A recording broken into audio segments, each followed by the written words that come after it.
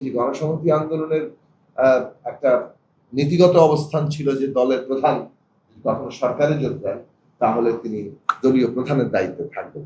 বাস্তবায়ন পদ্ধতি নিয়ে একটা বিতর্ক আছে, সেই বিতর্ক সত্ত্বেও নির্বাচন এবং নির্বাচনের পরে কিভাবে এই পথটা এই লক্ষ্যগুলো অর্জন করা যায়, এটা বাস্তবায়ন হবে, সেই প্রসঙ্গ নিয়ে আমাদের লড়াইটা অব্যাহত রাখার প্রশ্ন।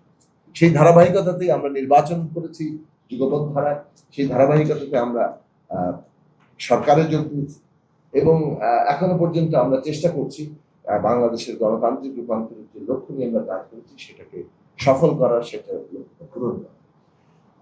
সেখানেই গণসংহতি আন্দোলনের ভূমিকার প্রশ্নটা একটা জায়গাতে এসছে যে গণসংহতি আন্দোলনের একটা নীতিগত অবস্থান ছিল যে দলের প্রধান কখনো সরকারে যোগ দেন তাহলে তিনি দলীয় প্রধানের দায়িত্বে থাকবেন।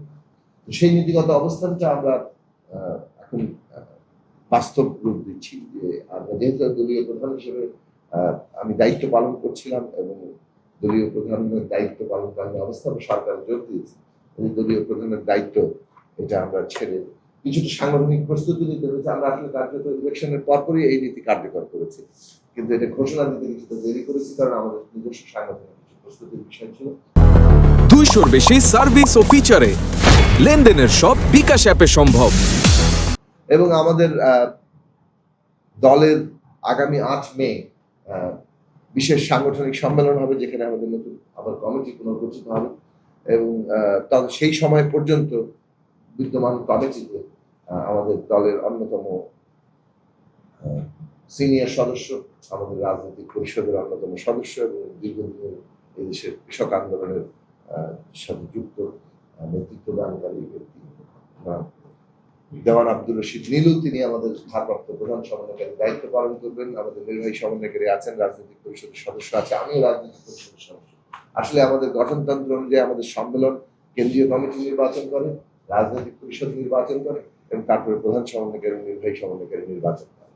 ফলে রাজনৈতিক পরিষদের সদস্য হিসেবে আমরা আগেই নির্বাচন করেছি এবং তারপরে প্রধান সমন্বয়কারীর দায়িত্ব প্রাপ্ত হচ্ছি। কাজেই প্রধান সমন্বয়কারীর দায়িত্ব ছেড়ে দিলে রাজনৈতিক পরিষদের সদস্য এবং কেন্দ্রীয় কমিটির সদস্য হিসেবে আমাদের যে অবস্থান সেটা বহাল থাকে।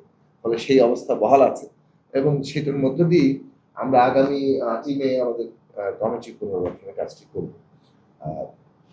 গণসংহতি আন্দোলন তার যে রাজনৈতিক অবস্থান, সেই অবস্থানের অনুযায়ী তারা তাদের কর্মকাণ্ড, তাদের লড়াই সংগ্রাম, তাদের জনগণকে ঐক্যবদ্ধ করার জায়গাটা অব্যাহত রাখবে এবং যে রাজনৈতিক জায়গা থেকে বাংলাদেশের গণতান্ত্রিক রূপান্তরের লক্ষ্য নিয়ে আমরা সরকারে যোগ দিচ্ছি, সেখানে তাদের যে ভূমিকা, তার প্রতিনিধি আকারে সেখানে আমরা সেটা রাখার চেষ্টা করছি।